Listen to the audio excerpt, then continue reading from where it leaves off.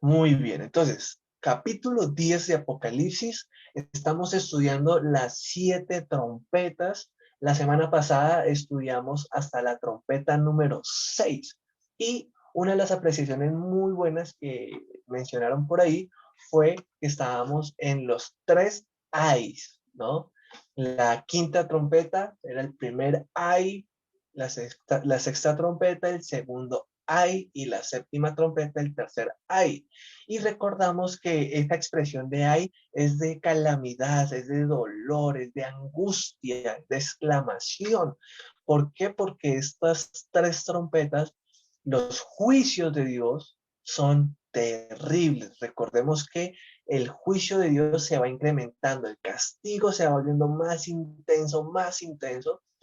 Comienza, aunque es fuerte desde el comienzo, pero no es tan agresivo como, por ejemplo, los sellos no son tan agresivos como las trompetas. Entonces recordemos que es porque el Señor está buscando que las personas se arrepientan y cambien. Entonces, como no cambian, son duros de cambiar, entonces más duro el castigo, y así va, así va. Mi hermana Adriana quiere participar o se le activó el micrófono sin querer. Creo que se activó sin querer. Listo. Entonces, vamos en las trompetas. Leamos capítulo 10. Abramos allí la palabra de Dios. Apocalipsis capítulo 10. Como siempre voy a pedir colaboración de ustedes para hacer lectura. Voy a pedirle el favor a mi hermana Magnolia, si me puede colaborar leyendo Apocalipsis 10, todo el capítulo. Voy a pedirle el favor a mi hermano Julio, si por favor puede leer capítulo 11,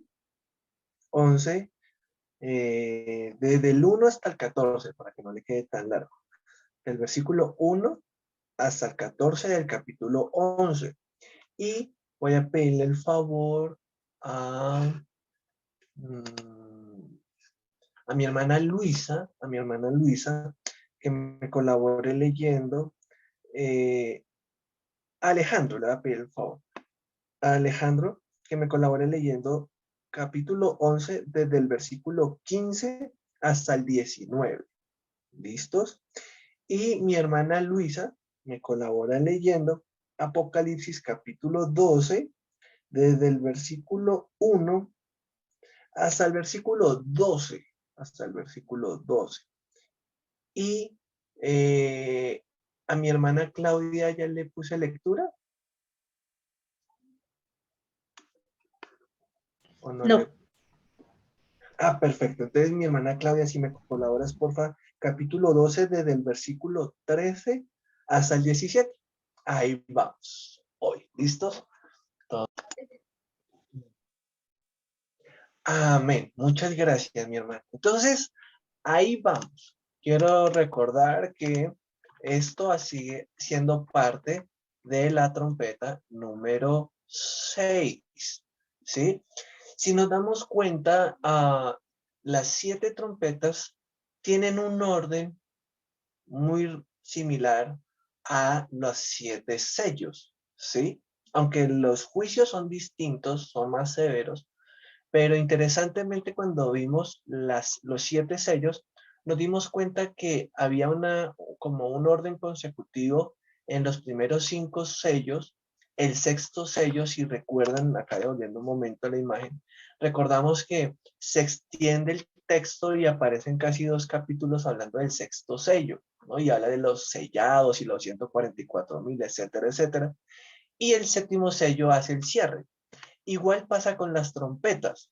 Tenemos juicios, recordamos, la primera trompeta fue un juicio contra la tierra, segunda trompeta, un juicio contra el mar, la tercera trompeta, un juicio contra las fuentes de agua, hablamos de las aguas que son de consumo humano, cuarta trompeta, un juicio contra los astros, quinta trompeta, primera ahí, a tormento de hombres. Acordémonos que fueron unos tormentos terribles con unos animales que salieron del abismo y enseñamos que era algo espiritual, demoníaco, de tormento que el mismo diablo levantaría durante 5 meses para atormentar a los hombres y que buscarían la muerte de tanto tormento, pero no la hallaría.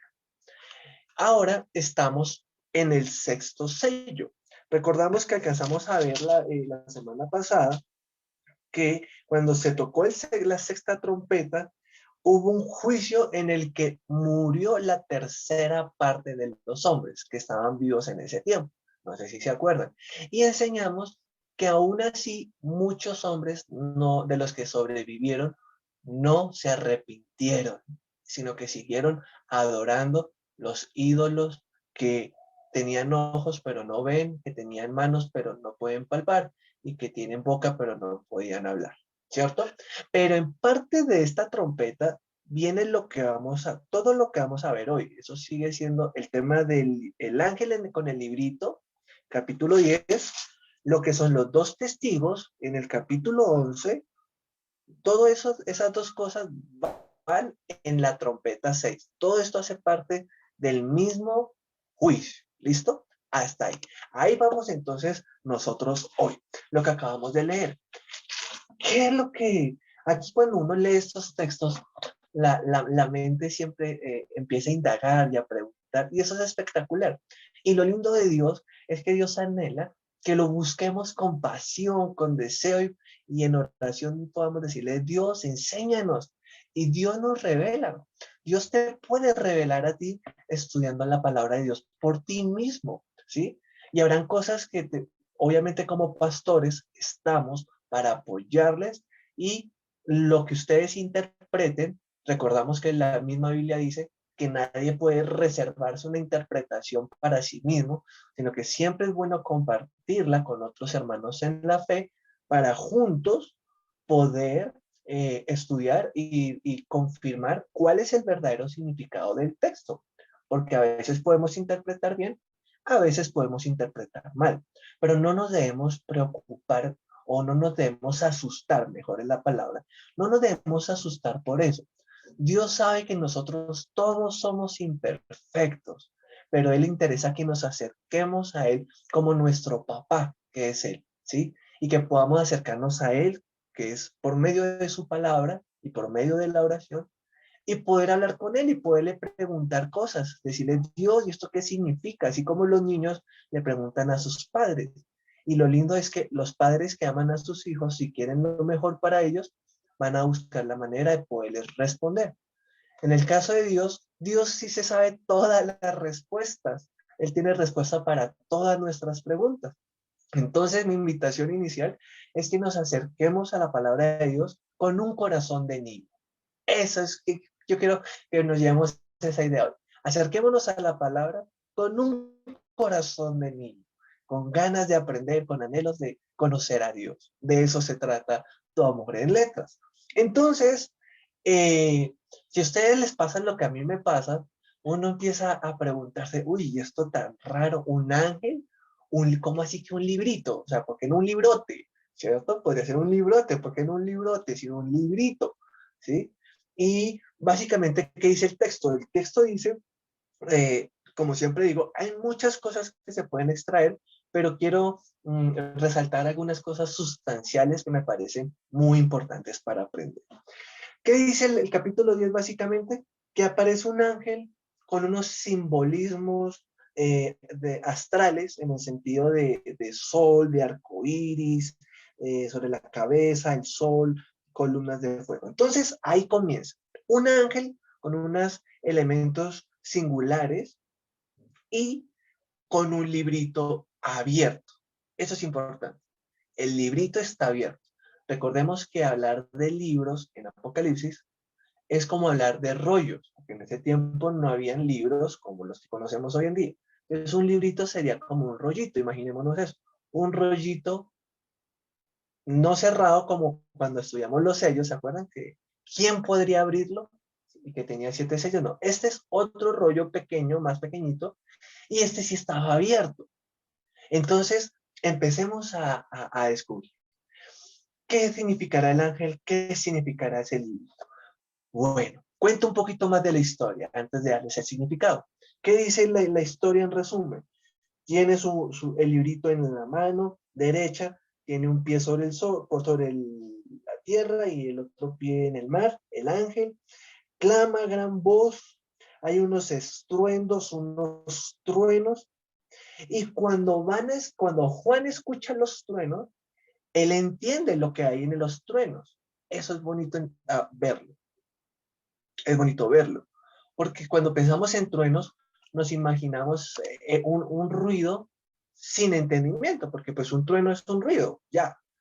Pero en este caso, cuando habla de un trueno y dice que Juan iba a empezar a escribir, entonces tenemos que entender que aquí está hablando de la voz, es una voz, es voz celestiales, ¿sí? Las voces celestiales, las voces de ángeles poderosos y especialmente la voz de Dios, cuando Dios habla, es como estruendos, como truenos tremendos, ¿sí? Como por ejemplo cuando habló en el monte Sinaí con Moisés, fueron truenos. La gente decía, uy, qué ruido tan terrible, les daba pánico nomás. Y aquí está hablando de que eran unos truenos, pero había un mensaje en esos truenos, a tal punto que Juan los va a escribir, pero dice, no los escribas. Aquí una reflexión práctica. Aquí Dios nos enseña que aunque hay muchas cosas que podemos descubrir en la palabra de Dios, también hay misterios y hay temas de Dios que todavía no se nos han sido revelados. ¿Qué quiere decir eso?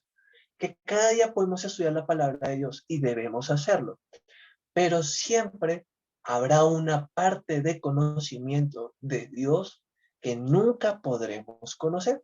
En este caso se ve que hay un mensaje, pero todavía no lo podemos estudiar ni conocer. Porque, ¿qué dice? Dice en el verso 4, sella las cosas que los 7 truenos han dicho y no las escribas. ¿Qué es sellarlo? Acordémonos de los sellos, ¿sí? Con este librito pasa lo contrario. El rollo está abierto y entonces lo que dicen ahora es cierren ese rollo y pónganle en un sello, con el sello real, básicamente, ¿cierto? ¿Para qué? Para que no lo abran hasta que corresponda el tiempo. Listo, no hay que estudiar nada más sobre el librito. Pero ahora quiero indagar otra cosa. ¿Para qué Dios se pone en la tarea de un librito de un ángel? Algo muy interesante es que más adelante dice en el verso 9, dice, el ángel le dijo a Juan, le dijo, coge este rollo, toma y cómelo, dice ahí, cómelo, y dice que te amargará el vientre, pero en tu boca será dulce como la miel. ¿Qué quiere decir eso? Un rollo, obviamente era más bonito que este, me perdonan los dedos, pero tengo un poquito de pintura todavía, y está el rollo, y entonces Dios le dice el ángel le dice a Juan, cómetelo. Y cuando te lo comas, en tu boca vas a ver a miel, o sea, delicioso. Pero cuando te lo pases, en el vientre va a ser amargo. ¿Qué querrá decir eso? Bueno, cuando Dios revela esto, recordemos el tema de siempre. Esto es un simbolismo que es fácil de entender para la iglesia del primer siglo. Entonces, cuando pensamos en un rollo que se come, podemos viajar en el Antiguo Testamento y vamos a viajar a Ezequiel capítulo 3. En Ezequiel capítulo 3 vamos a encontrar una historia muy parecida. Si lo quieren buscar, adelante, yo lo voy a leer desde acá. ¿Listo? Miren lo que dice Ezequiel capítulo 3. Pueden anotarlo en sus apuntes y leerlo luego también si quieren. Me dijo, hijo de hombre, come lo que hayas. Come este rollo. ¡Wow! Mira, es casi una copia de este capítulo. Es una revelación profética muy similar. Pero aquí es siglos antes de que viniera Cristo y estamos en el tiempo del exilio. O sea, acordémonos en el tiempo de Daniel, cuando Daniel y Nabucodonosor y todo ese tiempo que los israelitas son sacados de su tierra, en ese tiempo estamos hablando, siglo 6, más o menos antes de Cristo, pero entonces ya aquí no está Daniel, sino Ezequiel. Ezequiel es compañero de Daniel de la misma época. Y Dios le dice a Ezequiel, come este rollo y ve y habla a la casa de Israel. Y abrí mi boca, Ezequiel abre su boca, y me hizo comer aquel rollo. Y me dijo, hijo de hombre, alimenta tu vientre y llena tus entrañas de este rollo que yo te doy. Y lo comí, y fue en mi boca dulce como la miel. Entonces, cuando Juan escribe lo que Dios le mostró y se lo envía a las iglesias, cuando hablan de un ángel con un librito y que Juan se come el librito, pues básicamente el mensaje es que hay una palabra de Dios que el profeta debe, esto es lo que se le llama en la parte profética, debe interiorizar, ¿sí? Cuando se estudia profecía, cuando estudiamos profecía, en el tema profético, el profeta, cuando recibe un mensaje de Dios, por ejemplo, uno a veces tiene un sueño, recibe un sueño con un mensaje de Dios, o a veces uno recibe un mensaje, una visión, una revelación. Nosotros como Antioquía creemos que esos dones están vigentes. Hay iglesias que no. Nosotros sí creemos que son vigentes en estos tiempos. Entonces, cuando el profeta recibe un mensaje, no es correcto. Esto es un consejo para el de pronto si alguno tiene aquí don profético. Nunca es recomendable que lo recibas y de una vez lo cuentes. No, siempre es bueno lo que pasa aquí. Se recibe el mensaje y el mensaje se interioriza. Eso es lo que significa comerse el rollo. Es meditar, interiorizar, reflexionar. Todo eso es el tema de comer. Por ejemplo, cuando el salmista David dice, tus palabras son dulces como la miel. Está hablando de eso, de leer sus palabras y meditarlas y degustarlas, ¿sí? Degustarlas, ¿cierto? Cuando hablamos de comer, pensamos en la boca, pero cuando pensamos en degustar la palabra, realmente es en la mente. Uno lo piensa en la mente y uno ora. Y eso es lo que el profeta también debe hacer cuando recibe un mensaje profético. Lo recibe y empieza a meditar y empieza a orar. Señor, ¿qué será lo que quieres decir con esta visión? ¿Cuál es tu mensaje? ¿Cuál es tu propósito? ¿Cierto? Y uno ora y uno lo digo porque a mí me ha pasado y uno lo empieza como a masticar, a reflexionar. No se mata la cabeza pensándolo, sino simplemente es un tiempo de deleite con el Señor y en algún momento se da la oportunidad de hablar ese mensaje, ¿sí? Primero se recibe, luego se interioriza y luego sí se habla. Esa es la forma profética correcta. ¿De dónde digo eso? Bueno, del profeta Ezequiel. Dios le dice a Ezequiel, toma este rollo y cuando leen todo el capítulo 3, allá qué sucede. Dios le da, cuando se le dice que se coma ese rollo es un mensaje que Ezequiel debe digerir, ese es el simbolismo. La parte práctica es que Ezequiel recibe un mensaje, debe meditar en ese mensaje y en el momento oportuno lo debe hablar al pueblo de Israel. Esa fue la misión para Ezequiel. Fue un tema de juicio en ese tiempo. Ahora, ese es el significado práctico. Entonces, en el tiempo de Juan, Apocalipsis capítulo 10, cuando Juan ve y escucha el mensaje que le dicen, cómete el libro, el simbolismo es exactamente lo mismo. Hay un mensaje de Dios para la iglesia y la nación de Israel en los tiempos del Apocalipsis y ese mensaje que no sabemos cuál es porque está sellado, pero a su tiempo, en el tiempo de las trompetas, ese mensaje se hablará. Y para Juan, que eso tiene dos enfoques. Para Juan, tiene un enfoque en el que en su tiempo él debería, aunque él ya estaba por los 96 años, probablemente, bueno, 90 años, ya estaba muy anciano, no sé cuántos años realmente tendría él, los tendría más o menos esos, yo le pongo unos 90 años. Para aún ya estando viejito, Dios le da un mensaje para hablarle a las naciones y a las tribus y a las lenguas de su tiempo, la iglesia del primer siglo. Amén. Ahí hacemos una pausa y volvemos a conectarnos porque el tiempo de Zoom termina y nos volvemos a conectar para continuar con el discipulado. ¿Listo? Muy bien, entonces continuamos. Espero que estén aprendiendo. Entonces miren lo bonito de conocer el Nuevo Testamento y conocer el Antiguo Testamento. Miren que es triste, yo escucho varios cristianos que dicen, no, pero ¿para qué ponerse uno a estudiar el Antiguo Testamento? Eso ya es viejo y obsoleto, eso es un tema de historia. No, eso es maravilloso, hermanos. Miren, estudiar la escritura es delicioso. A mí me encanta y sé que a varios les gusta. Y los animo mucho a que sigan estudiando la palabra de Dios porque es vida. Como lo dirían acá, es dulce a mi paladar como la miel. ¿Sí? Entonces, listo.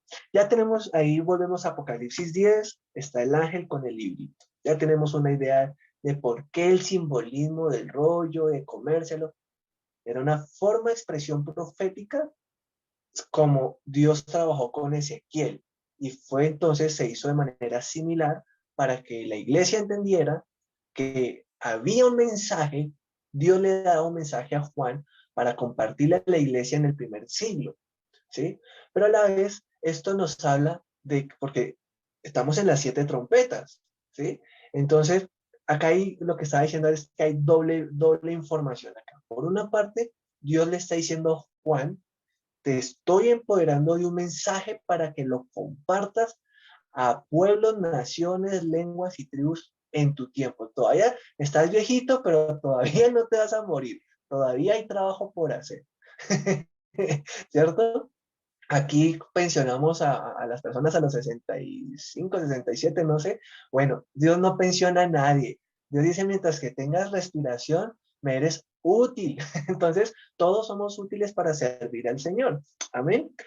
Por una parte, para Juan, pero por otra parte, no podemos salirnos del contexto, y el contexto estamos en las trompetas. Y recordemos que las trompetas va a ser en el tiempo de la gran tribulación. Entonces, en ese tiempo, acá hay un mensaje que está sellado, que no sabemos qué es, pero en su momento, cuando suene la sexta trompeta, ese mensaje saldrá a luz, quizás para bendición o para juicio. En el caso de Ezequiel fue para juicio, así que probablemente también sea para juicio en el tiempo de la sexta trompeta. A fin de cuentas, todo es juicio. Amén. Ahora, básicamente, algo más que queramos resaltar de aquí del capítulo 10, yo creo que no. Eh, En el versículo 11 dice, es necesario que profetices otra vez sobre muchos pueblos, naciones, lenguas y reyes. Ahí está confirmando lo que acabo de enseñar. Listo. Antes de avanzar al capítulo 11, ¿alguien tiene alguna pregunta del capítulo 10? ¿O seguimos? Yo sé que hay varias cositas ahí de simbolismo, que porque el arco iris. El arco iris siempre normalmente expresa pacto, ¿sí? El pacto. Entonces, uh, el, ¿sí? ¿Alguien? Ah, me pareció, me pareció. Muy bien, entonces vamos para el capítulo 11. 11. Por favor, me colaboran leyendo el versículo 1 al 14, a quien delegué. Capítulo 11. Entonces me fue dada una caña semejante a una vara de medir, y se me dijo. Recordemos que la sexta trompeta es juicio, es juicio. Entonces, todo esto hace parte de un juicio de Dios sobre el mundo en el futuro, los que van a estar en el tiempo de la gran tribulación. Entonces, aquí viene una cosa tremenda, y es que aparecen dos testigos. Y estos dos testigos, básicamente, la Biblia dice, en resumen, acá hay varias cosas. Por una parte, dice que hay una vara de medir con la que se va a medir el templo de Dios, ¿cierto? Y el altar, y los que adoran en él. Pero el patio que está afuera, déjalo aparte y no lo miras, porque ha sido entregado a los gentiles, y ellos hollarán la ciudad santa 42 meses. Entonces, empecemos ahí. ¿Qué sucede? Lo primero que vamos a hacer es a enfocarnos, ubicarnos geográficamente. hasta el momento, cuando hemos hablado de los sellos y las trompetas, los juicios han sido a nivel global, ¿sí? Cuando se consumieron la tercera parte de las aguas, eso fue a nivel mundial, ¿cierto? A nivel global. Cuando salieron los demonios del abismo para atormentar, eso fue a nivel global. Pero aquí nos vamos a enfocar en la ciudad santa. ¿Y cuál es la ciudad santa? Jerusalén. ¿Cuál es el tema aquí? Aquí es que el tema es que el juicio se va a concentrar hacia la nación de Israel. Entonces, aquí aprendemos que no todo israelita es especial tesoro o pueblo escogido por Dios, como lo conocíamos en el Antiguo Testamento. No. En Romanos, cuando estudiemos Romanos, vamos a ver que allá el apóstol Pablo dice que no todo el que nace en la nación de Israel es israelita, ¿sí? Porque no es israelita el que tiene la nacionalidad israelita, no es pueblo escogido el que tiene sangre israelita. El pueblo escogido de Dios, que hemos escuchado mucho esa frase, ¿sí? En el Antiguo Testamento, antes de que viniera Jesús, eran los israelitas que guardaban la fe. Recordemos eso. Popularmente uno considera que toda la nación de Israel, pero cuando uno va a la minucia del texto en el Antiguo Testamento, uno se da cuenta cómo de los israelitas Dios rechazó cantidad de israelitas durante diferentes tiempos. En el tiempo de los reinados, se ven cuántos israelitas Dios aborreció, ¿sí? Y él amó a los israelitas que guardaron la fe, un Abraham, un Enoch, un Noé, bueno, Noé no era israelita, ¿no? Pero sí un Jacob, bueno, Abraham tampoco era israelita, ¿cierto? Pero era la nación escogida. Los israelitas vienen después de Israel, que va a ser Jacob, el nieto de Abraham. Entonces, de ahí para allá es que Dios va a ir escogiendo de todos esos israelitas un pueblo escogido, ese es el término escogido. Pero desde el Nuevo Testamento, cuando viene Jesucristo, el pacto de Dios ya no es solamente con su pueblo Israel, sino que su pacto se extiende a todas las naciones de la tierra. Y esto es lo maravilloso de las buenas nuevas de salvación.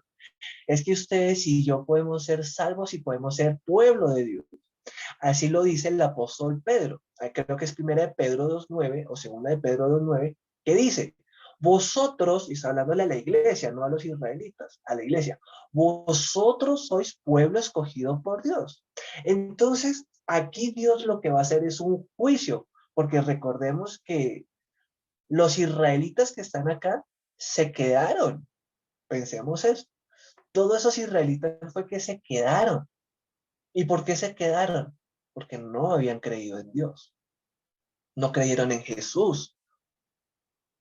Miren lo tremendo. Entonces, no es pueblo escogido el que tenga una nacionalidad.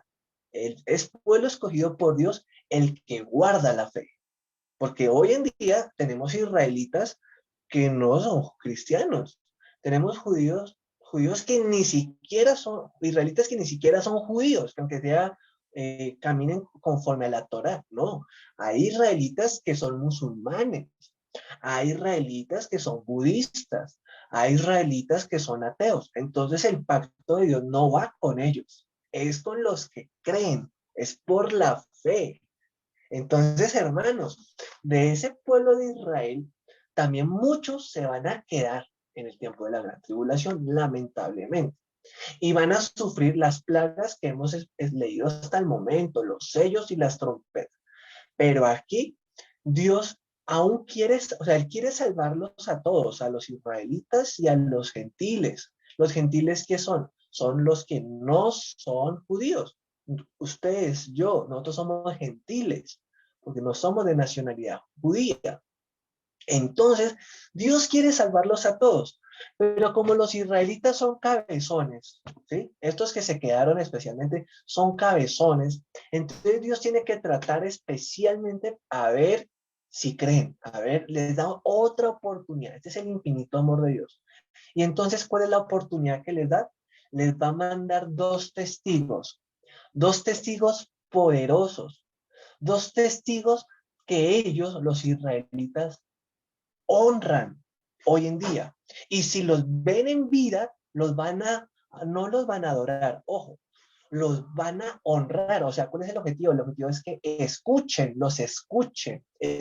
el mensaje que traen. Y la gran pregunta, ¿quiénes son estos dos testigos?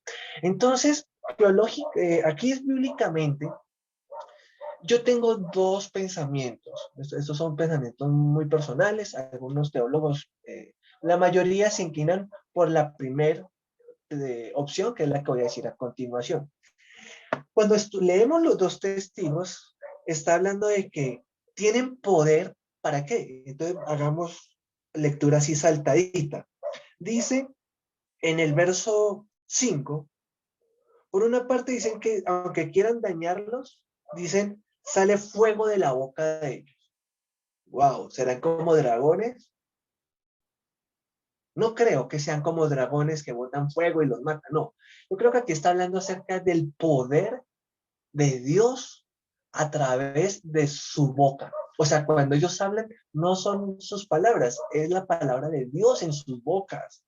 Tremendo. Y imagínense, miren la potencia de la palabra de Dios.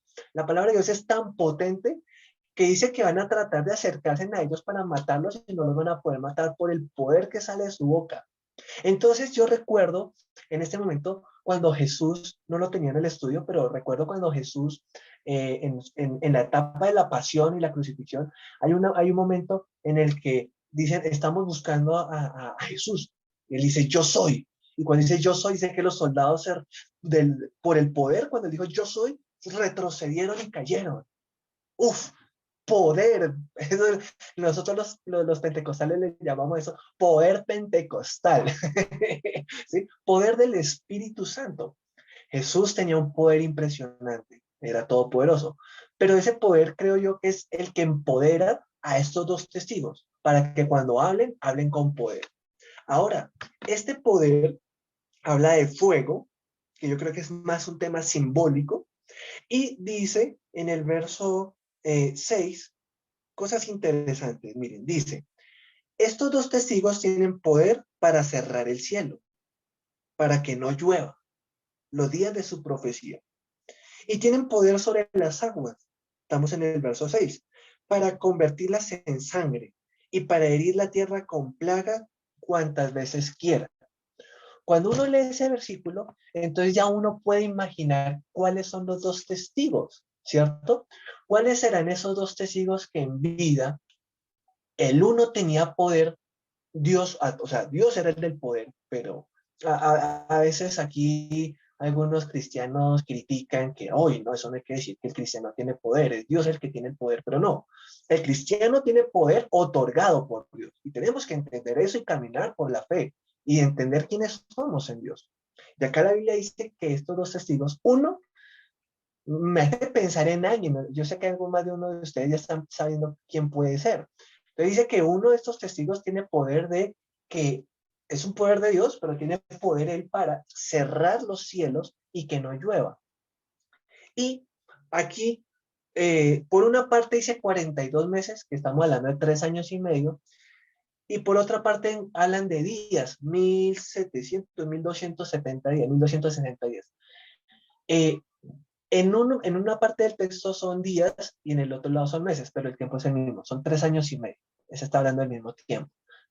3 años y medio es donde estos profetas van a estar, estos dos testigos van a estar haciendo señales y van a hacer todos los milagros para que la gente los vea y escuchen el mensaje. Y el mensaje de ellos, ¿cuál es? El mensaje de ellos es arrepiéntanse y vuélvanse a Dios. Ese es el mensaje. Entonces, ¿cuáles son los dos testigos? Bíblicamente, cuando vamos al Antiguo Testamento, había un profeta que oró en su tiempo porque el pueblo de Israel se había corrompido. Miren interesante, miren el paralelo. Había un profeta en el Antiguo Testamento durante el tiempo en el cual Israel se corrompió y tenían un rey que se llamaba Acab y tenían una esposa que se llamaba Jezabel y fue un reinado terrible, mataron profetas, hicieron daños, pero Dios usó un hombre, un profeta, su nombre era Elías. Y Dios a través de Elías dijo, no llueva. Y dejó de llover 3 años y medio. Entonces, se estima que uno de los testigos que en el tiempo de la gran tribulación va a venir a predicarles a los israelitas es ni más ni menos que el mismo Elías. Y aún así no van a escuchar muchos, qué triste, porque en el tiempo de Elías predicó, hizo que fuego cayera del cielo, y muchos no creyeron, no aceptaron a Jesús, prefirieron sus propios dioses, qué tristeza, pero es la realidad. Pero aún así Dios da la oportunidad, y entonces envía un testigo que se estima que es Elías. ¿Y cuál cree que es el otro personaje en la Biblia que Dios usó para tener poder para enviar plagas? Ah, sabemos quién es, ¿cierto? Moisés. Moisés fue el que Dios usó para enviar plagas a Egipto. Y entonces, ¿qué es lo que damos a entender aquí?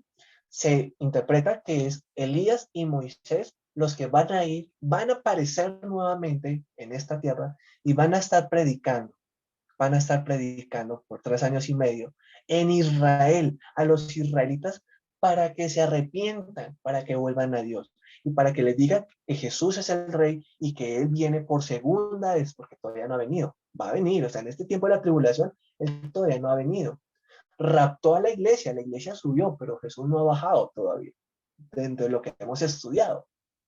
Entonces estos mensajeros estos testigos van a hablar, Jesús viene por segunda vez, ustedes lo rechazaron, lo crucificaron, pero recíbanlo, arrepiéntanse. O sea, algo más o menos como lo que estamos haciendo en el parque, pero sin plagas y sin que se cierre el cielo, ¿sí? Pero es la idea. Ahora, hay una idea fugaz que a veces pienso, que de pronto no era Elías y Moisés, aunque sí, yo creo que son ellos dos, pero a veces viajo un poquito mi imaginación y pienso en dos personajes que no vieron muerte, que nunca vieron muerte. Uno de esos fue Elías, que fue arrebatado, recordemos que él no vio muerte, sino que él fue arrebatado en unos caballos de fuego, y hay otro que no vio muerte, fue Enoc. Enoc no vio muerte, ¿sí? Él también fue traspuesto por Dios. Entonces yo a veces pienso que son estos dos que podrían también ser los mensajeros de Dios. ¿Por qué? Porque no han visto muerte, o sea, no sé dónde están, no sé dónde Dios los tiene, pero ellos no han visto la muerte como los demás seres humanos lo han visto. Y por eso van a tener la facultad de volver en carne, en piel, a predicar. Puede ser Enoc y Elías, lo más probable por el contexto de Apocalipsis es que sea Moisés y Elías. Pero entonces, lo lindo o lo bonito es que hay otro significado que está escondido acá. Y es que cuando hablamos de Elías y hablamos de Moisés, no quiero que se me vayan a perder con lo que voy a decir, pero es que esto es un significado que en el Nuevo Testamento es importante que conozcamos, porque no es la primera vez en la que se habla de Elías y de Moisés, ¿sí? Y es que el Antiguo Testamento se resume en tres cosas: la ley, los profetas y los salmos. Así es como se divide el Tanaj, el Antiguo Testamento. Entonces lo interesante es que Moisés va a ser, o Moisés representa, no es solamente una persona, sino que él también representa lo que es la ley, ¿sí? Por eso es que se habla de la ley de Moisés, porque Moisés es el líder, el legislador por excelencia de Israel. Entonces, cuando se habla en el Nuevo Testamento de Moisés, siempre se está hablando de la ley. Entonces, estamos hablando de Génesis, Éxodo, Levítico, Números y Deuteronomio, la ley de Dios. Y Elías es el exponente máximo de los profetas. Entonces, ¿qué es lo que va a juzgar Dios aquí? O sea, lo que Dios en otras palabras también puede significar esta visión de los dos testigos, es que Dios les va a juzgar por la ley, por el mensaje de la ley y por el mensaje de los profetas. Que eso es lo que ellos tienen en la mano, pero han abandonado, ¿sí? Y en este tiempo tendrán que volver a la verdad de la palabra de Dios por internet. Bueno, básicamente entonces aquí estamos hablando de los dos testigos, ¿cierto? Y dice, bueno, y ya me salto al versículo 14, dice, el segundo ay pasó. Y la séptima trompeta, que fue lo que leyó ahorita Alejandro, y con eso vamos a terminar hoy. Dice que después sonó la séptima trompeta y hubo grandes voces en el cielo que decían, los reinos del mundo han venido a ser de nuestro Señor y de su Cristo, y Él reinará por los siglos de los siglos. Y los ancianos estaban sentados delante de Dios, se postraron sobre sus rostros y adoraron a Dios. Miren, hermanos, el valor de la adoración desde Génesis hasta Apocalipsis es importante. Como cristianos tenemos que adorar a Dios, aprender a orar y a cantarle a Dios, a adorarle con nuestra vida. Verso 17, diciendo, te damos gracias, Señor Dios Todopoderoso, el que eres y que eras y que has de venir, porque has tomado tu gran poder y has reinado. Y se airaron las naciones. Miren lo interesante. Después de toda esta cosa, de toda esta experiencia tan maravillosa, sobrenatural y espiritual en Jerusalén y en el mundo, dicen que las naciones se airaron y tu ira ha venido y el tiempo de juzgar a los muertos y de dar el galardón a tus siervos los profetas, a los santos y a los que temen tu nombre, a los pequeños y a los grandes, y de destruir a los que destruyen la tierra. ¿Qué está diciendo acá? Sencillamente que Dios va a honrar a los que honraron a Dios y Dios va a juzgar a los que juzgaron, ¿sí? Dios va a destruir a los que destruyeron. Esto se llama justicia. Esto se llama juicio de Dios. Y el templo de Dios fue abierto en el cielo y el arca de su pacto se veía en el templo. Y hubo relámpagos, voces, truenos, un terremoto y grande granizo. Amén y amén. Hasta ahí vamos hoy. Quedamos como abrebocas en el inicio de la séptima trompeta y nos quedan un par de minuticos para que se acabe el Zoom. Aprovecho si alguien tiene una pregunta para hacer, adelante.